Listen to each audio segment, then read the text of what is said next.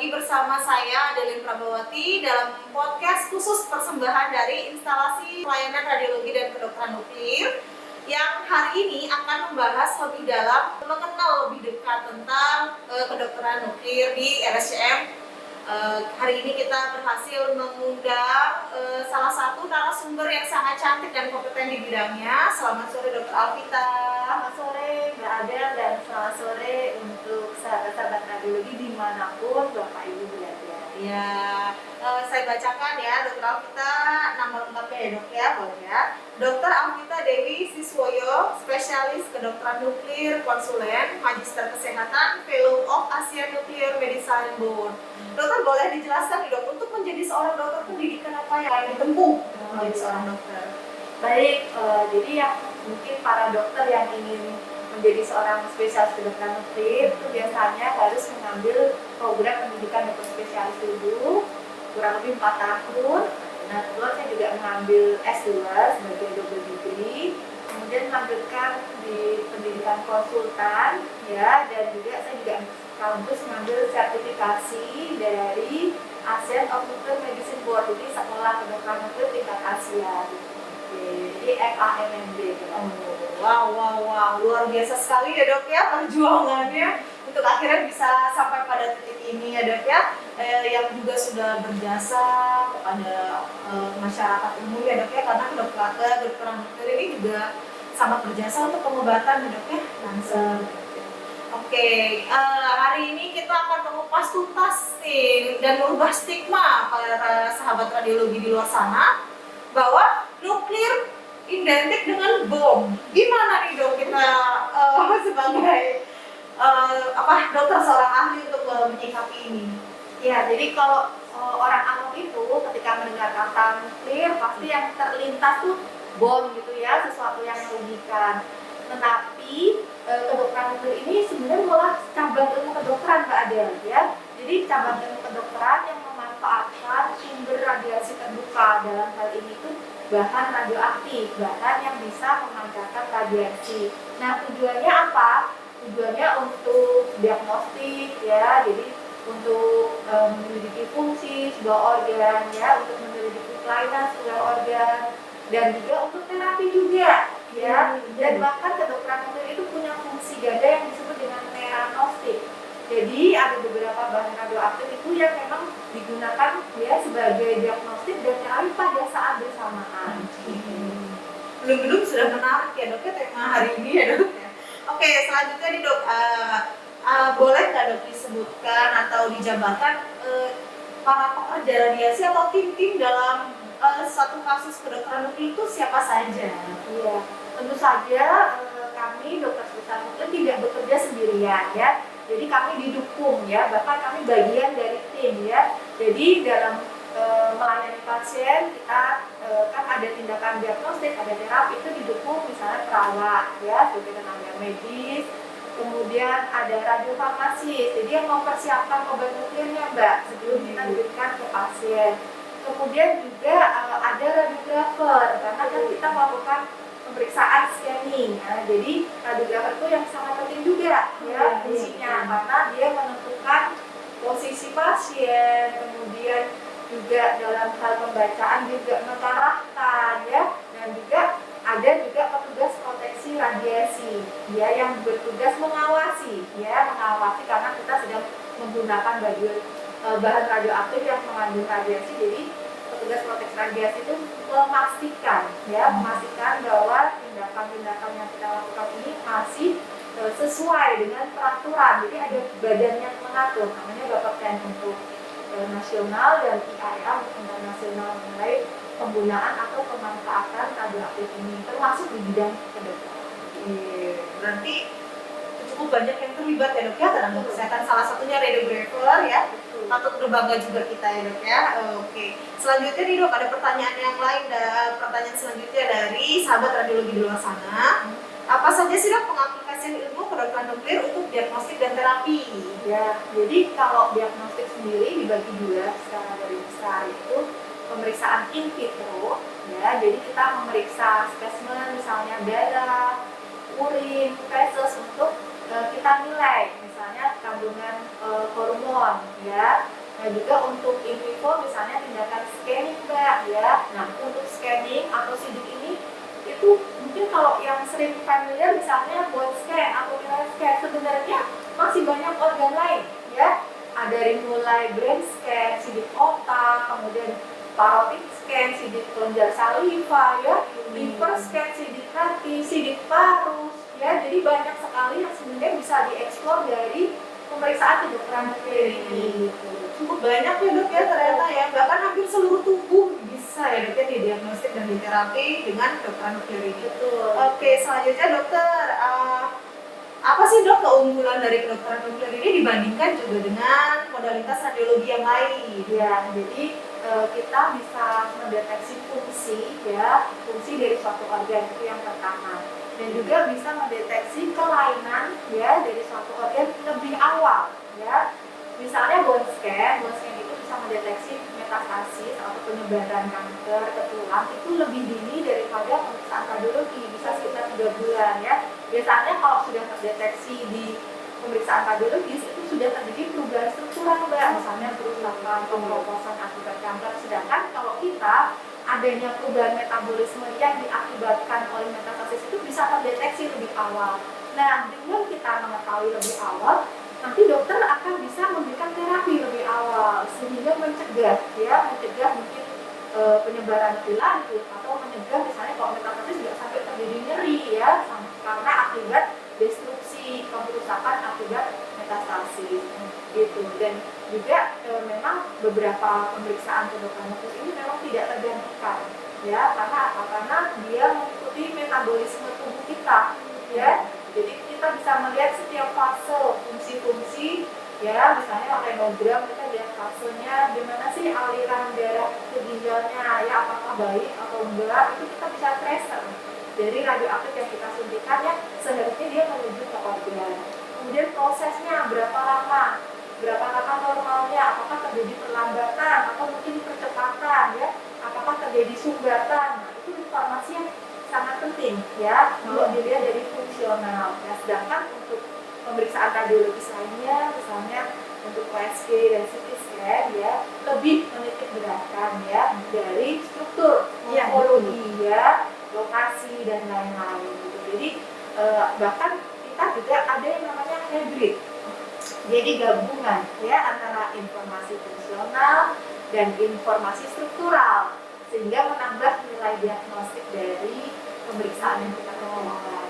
Luar biasa pasien tentu saja ya. Luar biasa sekali ya sahabat radiologi, ternyata kedokteran nuklir lebih dari itu, lebih dari yang kita bisa lihat ya dok ya.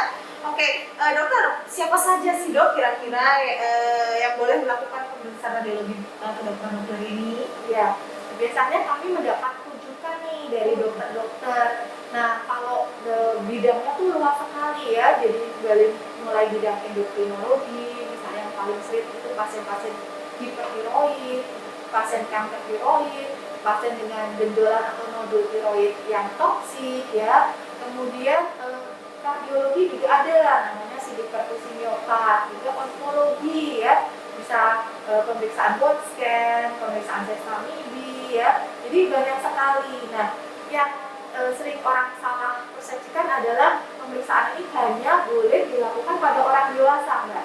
Anak kecil boleh ya dok? Boleh ya. Waktu Mbak Ada pernah di kedokteran nuklir pernah melihat kan? Iya, ya pasien bayi juga saya sempat bingung ya. Aku ternyata anak bayi juga boleh dilakukan kedokteran pemeriksaan ini. Bahkan di radiologi RSF sendiri sudah rutin ada pasien-pasien bayi yang menjalani pemeriksaan, contohnya renogram, DMSA scan. Nah, tentu saja ada alasan nih kenapa klinisi mengirim para bayi itu untuk melakukan pemeriksaan kedokteran nuklir, karena memang fungsinya tidak tergantikan dengan pemeriksaan lainnya. Jadi mereka pengen mengetahui lebih awal dari kelainan, misalnya kelainan organ, ginjal dan lain ini, supaya bisa melakukan tindak lanjut. Ya, karena kan kalau anak-anak mengalami gangguan ginjal, pasti dia harus ditangani lebih cepat, kalau enggak nanti bisa terjadi gangguan ginjal kronik kan, dan seperti itu. Dan untuk anak-anak juga kita sesuaikan dosisnya, jadi dosisnya itu per kilogram berat badan juga ya, jadi aman ya untuk anak-anak, dan tapi harus dengan indikasi ya. Jadi dokter produk dan dokter spesialis itu menentukan apakah memang ada indikasi untuk dilakukan pemeriksaan kedokteran nuklir atas anak atau bayi. Oke, baik. Berarti secara singkatnya tidak ada batasan usia ya dok ya? Tidak ada batasnya. Kemudian ada nggak sih dok kontraindikasi tertentu yang tidak boleh untuk dilakukan? Iya. Jadi karena kita menggunakan bahan radioaktif ya, sebenarnya kita meminimalkan ya radiasi, paparan radiasi khususnya untuk non pasien ya dalam hal ini yaitu pada orang yang hamil dan menyusui ya, pada hamil dan menyusui karena masih ada janin ya yang berkembang, jadi kita tidak melakukan pemeriksaan dan terapi kedokteran nuklir pada orang-orang yang hamil ya, ibu-ibu yang hamil dan menyusui. Itu biasanya yang absolut. Oke, baik.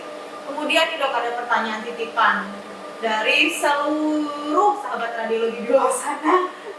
Ya dok, kebanyakan stigma kedokteran nuklir ini kan tentang bom ya dok ya. Kenapa sih dok ada stigma negatif tentang kedokteran nuklir itu sendiri ya dok? Iya. Bisa dipahami ya. Nah, sekarang kan era informasi itu begitu luasnya, jadi kita bisa tahu nih setiap kejadian baik di negara kita maupun di belahan negara yang lain. Nah, kita mungkin pernah dengar tentang Chernobyl, kecelakaan reaktor nuklir. Kita juga mendengar tentang Fukushima ya. Jadi sebenarnya Chernobyl sama Fukushima itu sebenarnya reaktor nuklir. Kalau gambarnya itu pabrik pembuat nuklir ya, di mana produksi mereka sangat-sangat besar megaton ya. Nah, pada saat kejadian itu pasti orang akan beranggap berarti itu merugikan ya gitu, karena terjadi kecelakaan. Nah, sedangkan untuk kedokteran nuklir sendiri itu hanya menggunakan dosis radiasi yang sangat kecil ya, dan beberapa pemeriksaan sebenarnya dosis radiasinya tidak jauh berbeda dengan pemeriksaan radiologi, Mbak. Nah, kalau orang nggak tahu, CT scan itu kan juga menggunakan radiasi ya, bahkan orang yang menjalani terapi radioterapi atau radiasi eksternal itu juga menggunakan radiasi. Nah, kita tuh mengukur ya, itulah gunanya ilmu kedokteran nuklir itu untuk aplikasi berapa sih radiasi yang tepat untuk pasien, kemudian siapa saja yang sesuai untuk mendapatkan pemeriksaan atau terapi di kedokteran nuklir. Nah, disitulah ilmunya ya. Jadi sama seperti mungkin air dan api ya. Kalau kita bisa menggunakan dengan bijaksana, dengan cukup jumlahnya, itu sangat bermanfaat ya. Tapi kalau sampai terjadi kebakaran maupun banjir ya, tentu saja bukan berarti karena api sama air berbahaya ya. Nah, itulah sebabnya teknologi ini yang berkembang, dan ini sudah berkembang tuh bukan awal-awal tahun 2000 ya, tapi sejak 1950-an itu kedokteran nuklir di luar negeri itu sudah sangat berkembang ya, baik sebagai diagnostik maupun terapi. Jadi tentu saja sudah banyak penelitian mengenai kedokteran nuklir dan aplikasi. Oke dok, bicara-bicara, ngomong-ngomong soal radiasi. Iya. Ada perbedaan nggak sih dok dengan jenis radiasi dengan radiologi konvensional atau CT scan atau radioterapi atau radiasi yang digunakan dengan kedokteran nuklir ini sendiri? Iya. Jadi tadi sudah saya sebutkan di awal, definisinya kita menggunakan radiasi yang terbuka ya. Jadi radioaktif itu dimasukkan ke dalam tubuh pasien, Mbak. Bisa dengan diminum, bisa dengan disuntik, dihirup ya, kemudian dimasukkan langsung ke dalam organ, sehingga pada saat itu dimasukkan ke dalam tubuh, radioaktif dimasukkan ke tubuh pasien. Jadi pasien itu akan memancarkan radiasi. Nah, radioaktif itu dilabel lagi dengan satu agen yang namanya farmaka yang membawa ke target organnya. Nah, setelah masuk ke target organ, baru nanti dilakukan scanning, terbentuklah citra. Nah, di situ disebut radiasi terbuka karena pasien yang memancarkan radiasi. Nah, beda dengan misalnya radiologi. Radiologi disebut radiasi tertutup. Kenapa? Karena yang memancarkan radiasi itu bukan pasien, tetapi alat ya, misalnya ronsen, kemudian CT scan, itu kan yang diarahkan, ditembakkan ke dalam tubuh pasien, kemudian ditangkap oleh detektor dan jadilah suatu citra. Itu juga contoh dari radiasi yang tertutup. Dan juga lagi ada radiasi eksternal, radioterapi, itu juga efek dosis tinggi karena digunakan untuk membunuh sel kanker. Berarti dari sumber radiasinya berbeda dan dari jenis radiasi ini juga berbeda ya dok ya. Kalau radiologi konvensional itu menggunakan sumber radiasi tertutup, kemudian dari kedokteran nuklir itu sendiri menggunakan radiasi terbuka dan tubuh kita menjadi sumber radiasinya gitu ya dok ya. Oke, selanjutnya nih dok, ada pengaruh nggak sih dok selama 2 tahun ini kita menghadapi pandemi cukup panjang ya? Ada pengaruhnya nggak sih dok terhadap pelayanan radiologi kedokteran nuklir ini? Yang pasti dari pelayanan kita harus menerapkan prokes ya, protokol Nomor kesehatan. satu ya. Betul. Jadi protokol kesehatan itu harus kita pastikan. Jadi sebelum ada protokol kesehatan ini kita juga sebenarnya sudah menjalankan protokol kesehatan versi kedokteran nuklir, Mbak. Jadi misalnya kalau pasien pasca disuntik radioaktif, kemudian dia diperkenankan pulang karena dosis radiasi yang kecil, kita bilang kalau jangan dekat-dekat misalnya dengan anak kecil, ibu hamil 1-2 meter ya, untuk ibu-ibu yang punya anak kecil sebaiknya pisah kamar dan lain-lain. Itu juga salah satu bentuk kami menerapkan protokol kesehatan dalam rangka untuk meminimalkan radiasi ke lingkungan. Nah, selama pandemi ini kami mengira bahwa pasien akan turun mungkin ya. Nah, Iya, betul. ya, itu hanya sementara waktu itu ya, waktu ketat PPKM Iya. 50% pasien kedokteran di radiologi itu ternyata dari luar Jakarta, bahkan luar kota, luar pulau. Iya, Jadi pada saat itu tidak banyak pasien yang bisa sampai ke Jakarta, tapi tetap ada ya. Karena apa? Karena informasi dari kedokteran nuklir ini sangat dibutuhkan ya. Jadi banyakkan pasien menunggu misalnya hasil bone scan ya. Jadi bone scan itu digunakan untuk mendeteksi adanya metastasis atau penyebaran dari satu kanker keganasan ya. Nah, kalau nggak ada hasil bone scan, dokter akan sulit menentukan stadium gitu. Jadi akhirnya mau nggak mau tetap harus melakukan bone scan untuk menentukan staging atau stadium. Jadi dan sedangkan dengan pandemi pun penyakit lain tetap berjalan kan. Iya. Sudah sakit tetap harus mendapatkan penanganan pengobatan. Jadi sekarang ini sudah kembali loadingnya itu sudah seperti Sudah sebelum normal. pandemi. Iya, Iya. gitu. Dan cenderung karena semakin banyaknya informasi baik ke pasien maupun ke dokter, itu sudah pada tahu nih tentang pentingnya dan manfaat kedokteran nuklir. Makin banyak lah Semakin banyak pasiennya dok ya. Oke, jadi penting banget ya dok ya kedokteran nuklir ini. Salah satunya bisa mendiagnostik stadium. Wow, luar biasa, menarik banget ini ya sahabat radiologi di luar sana, bahwa ini loh kedokteran nuklir yang menakutkan itu ternyata tidak, ternyata sangat bermanfaat. Oke, dokter boleh nggak sih, ini di belakang kita ada alat ini dok, boleh nggak sih dok dikasih tahu atau dikasih bocoran dikit ini sebenarnya gimana sih dok alat ini di belakang? Mungkin sahabat radiologi semua penasaran apa sih di belakangnya itu gitu.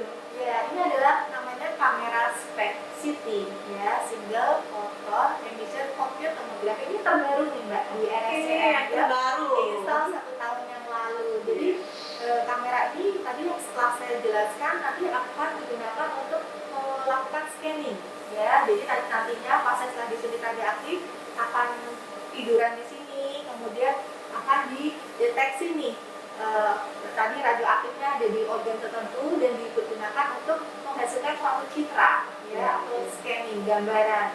Dan ini juga pemanfaatnya sangat luas ya untuk berbagai macam scan, nggak cuma bone scan, ada thyroid scan, renogram, lymphoscintigraphy ya. Iya. Bahkan ada loh pemeriksaan yang namanya dactyoscintigraphy.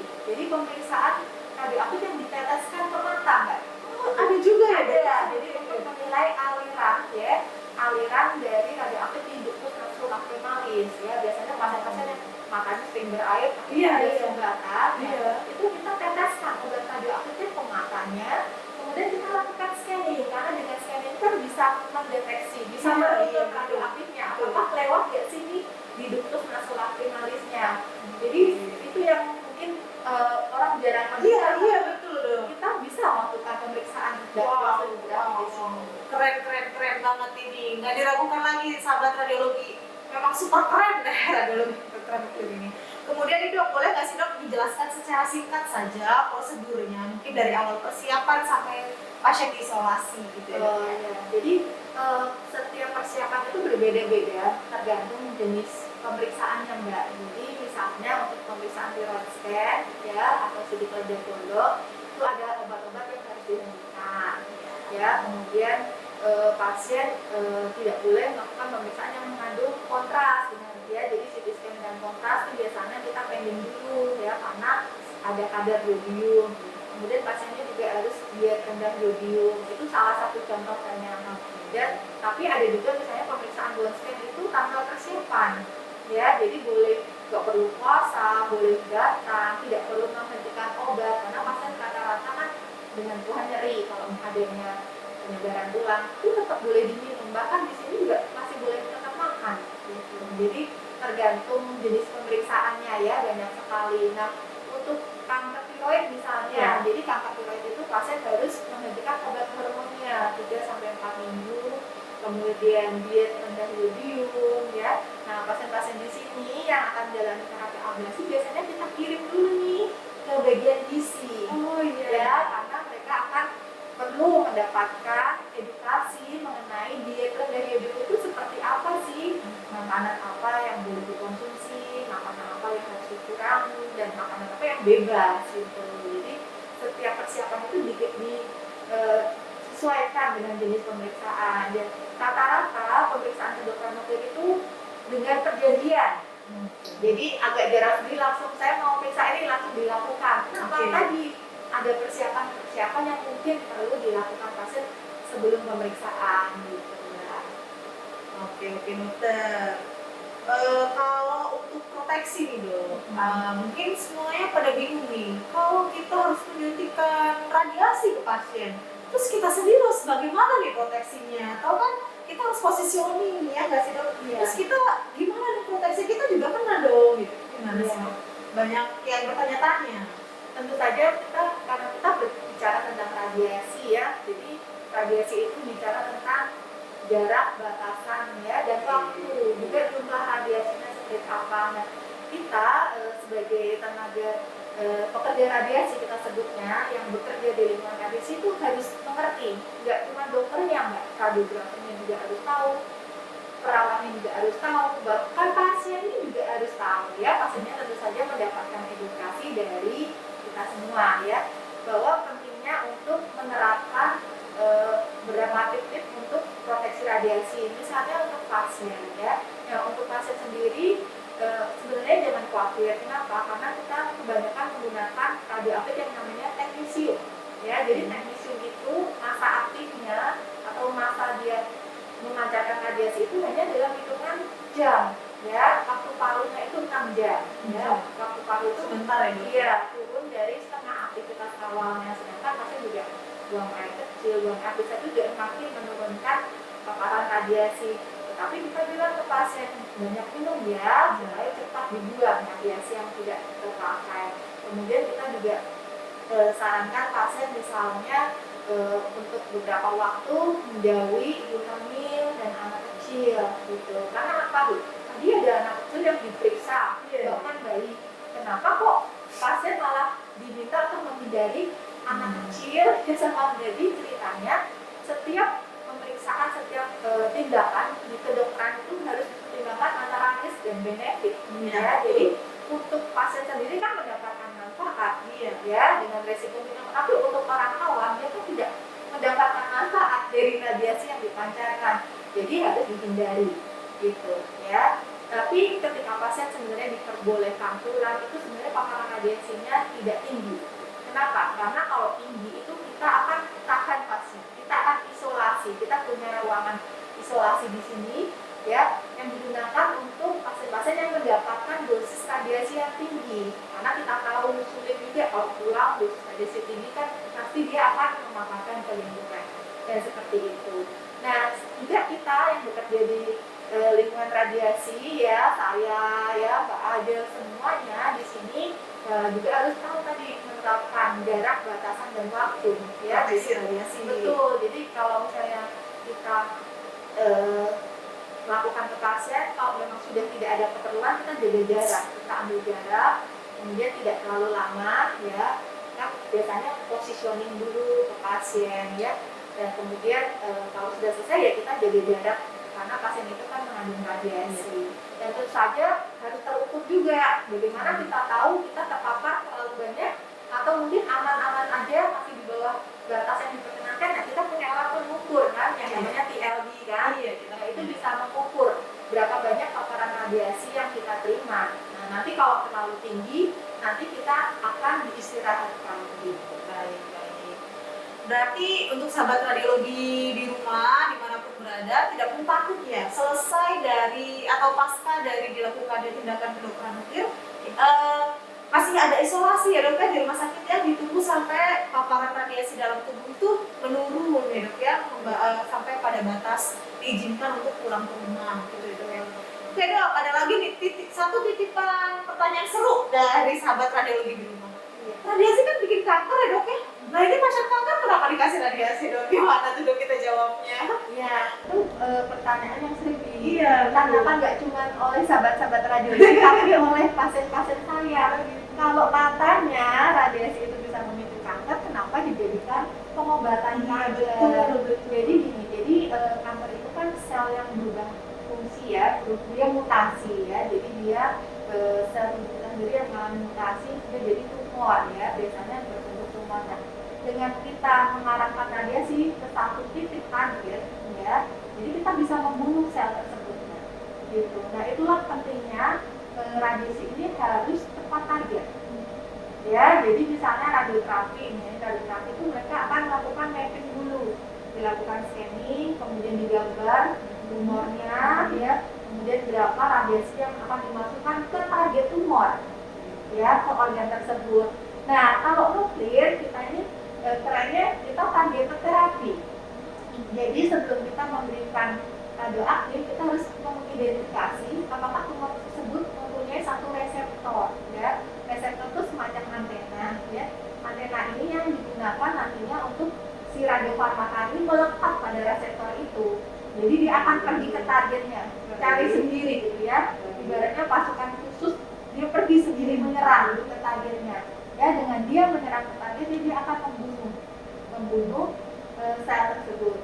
Kita tahu bahwa rata-rata pengobatan kanker yang sistemik itu juga punya efek ke organ lain. Misalnya orang yang imunokanker itu kan rontok Betul. kemudian gangguan pencernaan. Pencernaan. Ya. Tapi kalau radioterapi sama kedokteran nuklir mungkin itu bisa terjadi, tetapi sebenarnya lebih bersifat spesifik. Ya, bahkan kita sebagai targeted ya, targeted terapi, khususnya misalnya radioaktif itu targeted terapi untuk diagnosis maupun terapi. Wow, sahabat radiologi, gimana rasa penasarannya udah terpuaskan ya dok ya? Ternyata ada obatnya ya dok ya. Ternyata radiasi itu bukan hanya penyebab kanker ya, juga bisa menyembuhkan kanker karena dengan teknologi yang ada di kedokteran nuklir ini, radiasi itu langsung mengarah spesifik, langsung khusus pada kanker itu sendiri ya dok ya. Ternyata antusias sekali ya pertanyaan. Iya dong. Sahabat-sahabat Karena radiologi. semuanya sahabat radiologi pada bingung nih dok. Aduh, ini kedokteran nuklir takut meledak ya gitu. Oke dok, kita sudah bahas radiasinya, sudah bahas prosedurnya, sudah bahas lebih mendalam. Sekarang kita bahas efek samping. Iya. Semuanya pada bertanya-tanya. Mungkin sakitnya sembuh, mungkin penyakitnya terdiagnosis, tapi setelah itu badan saya gimana nih? Iya, ada efek sampingnya nggak sih dok dari pemeriksaan kedokteran nuklir itu sendiri? Nah, ini juga yang perlu kita sampaikan ke setiap pasien ya, untuk kemungkinan efek samping dari tindakannya.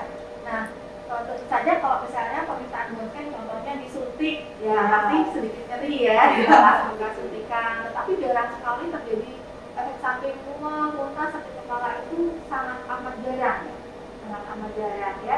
Biasa tuh yang sering menimbulkan efek samping misalnya ablasi atau terapi dengan mesir karena dia menggunakan dosis radiasi yang agak tinggi, juga dia metodenya diminum. Jadi radioaktifnya itu tidak disuntikan tapi diminum ya, dan pasiennya harus puasa untuk beberapa jam, sehingga kadang-kadang untuk keluar mual atau muntah ya, tapi itu pun jarang. Dan rata-rata pemeriksaan yang lain sih tidak selalu menimbulkan efek samping sih, hanya untuk terapi saja. Tapi biasanya dokter akan menjelaskan nih nanti akan mungkin terjadi seperti ini ya, jadi itu baru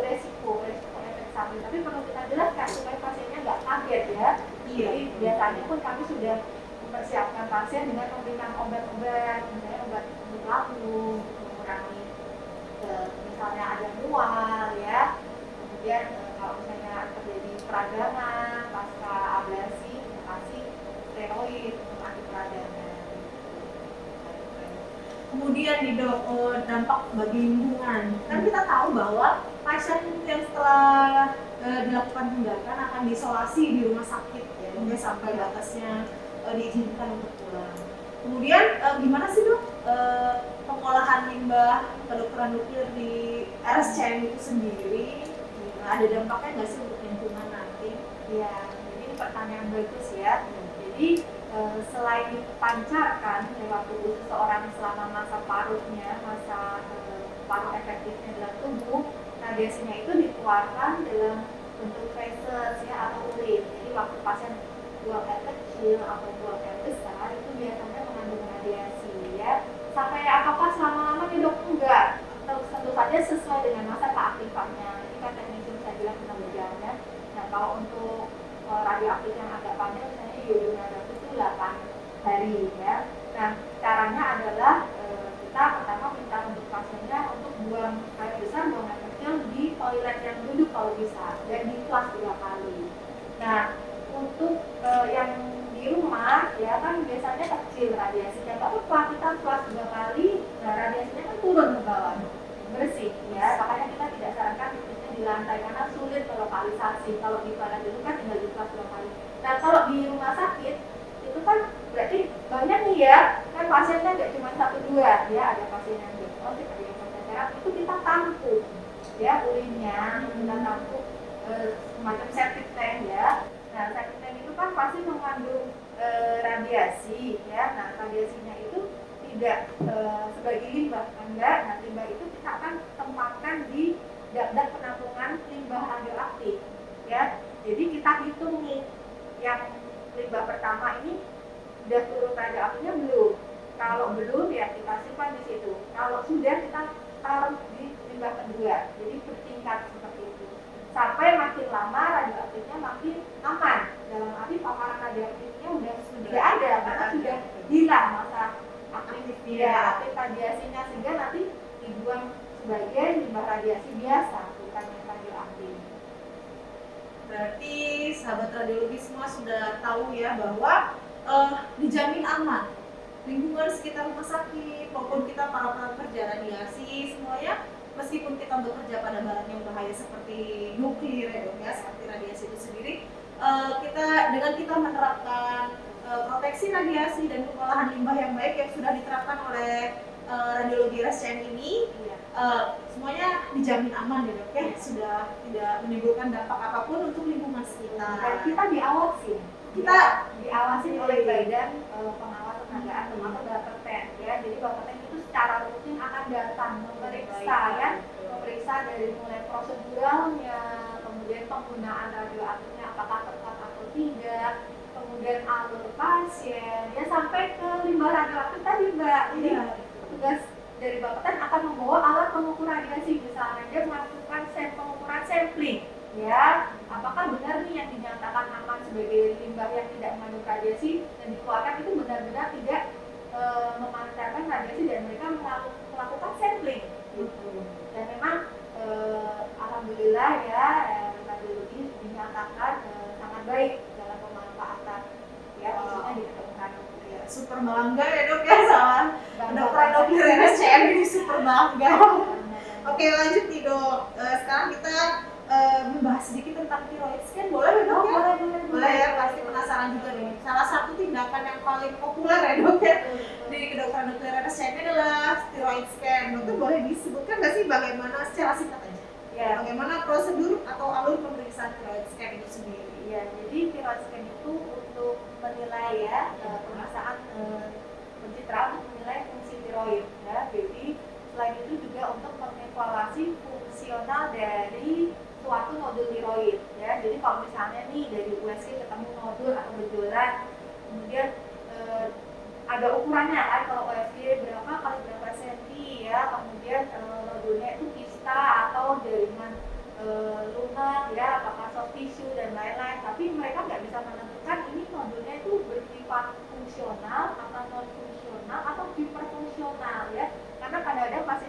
datang dengan keadaan hipertiroid.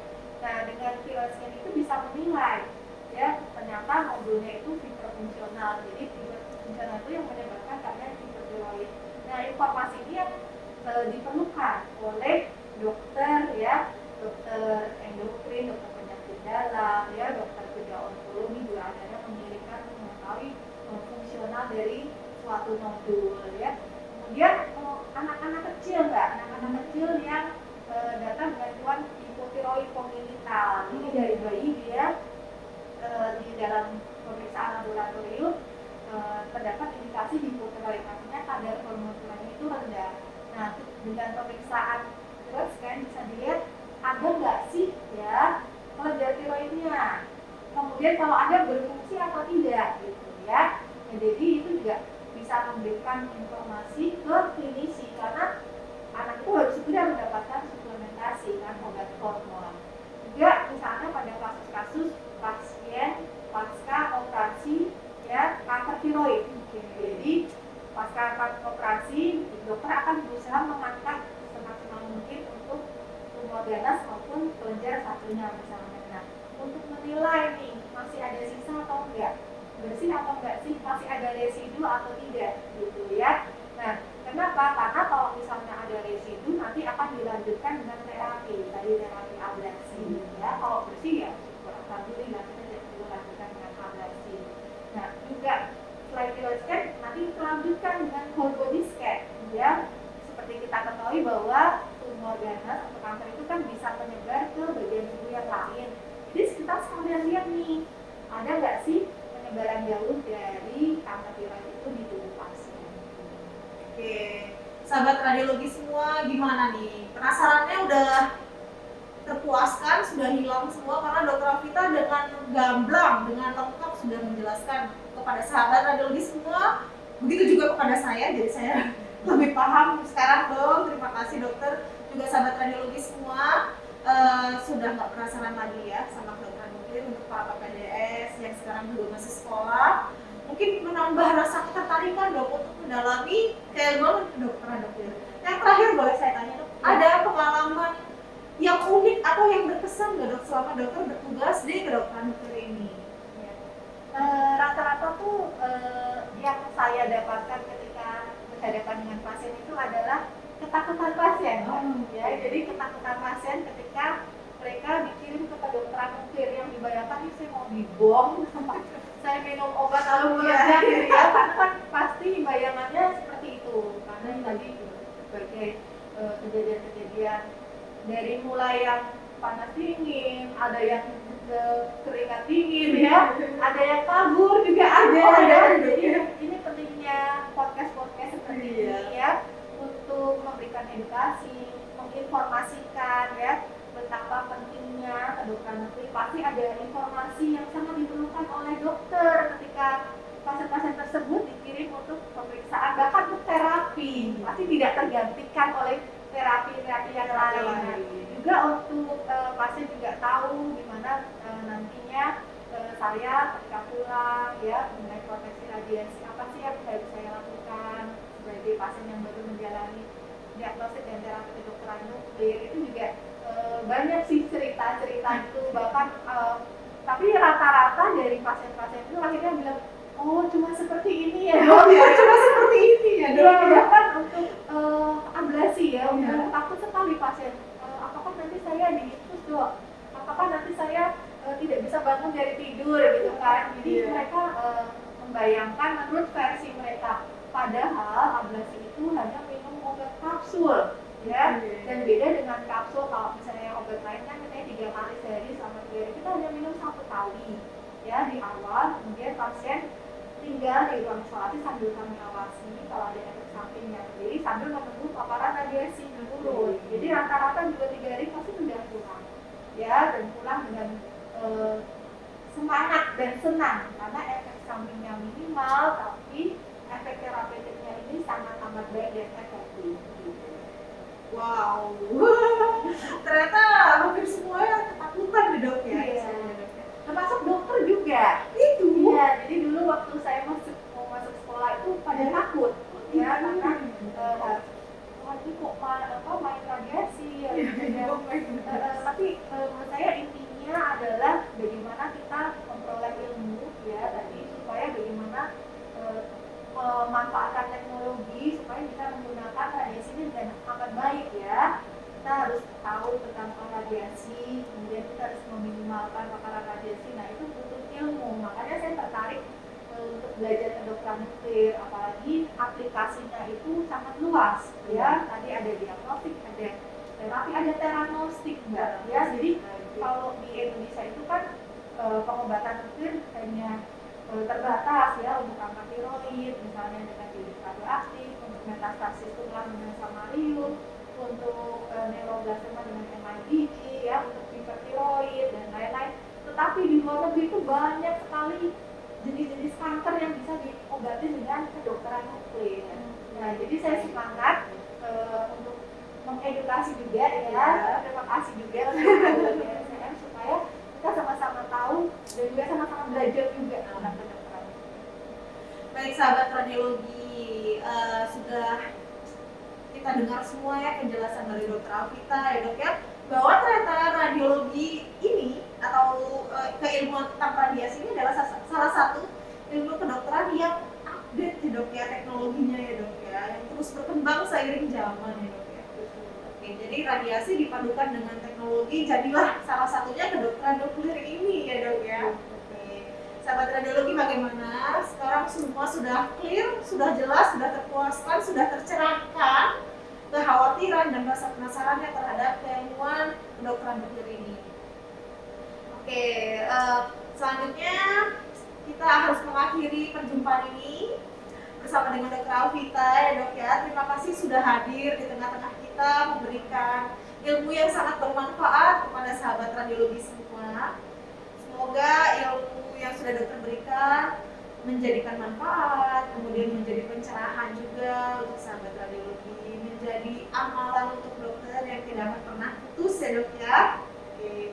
Sahabat radiologi, terima kasih telah bergabung dan telah menyimak acara podcast yang dipersembahkan oleh Instalasi Pelayanan Radiologi dan Kedokteran Nuklir pada hari ini.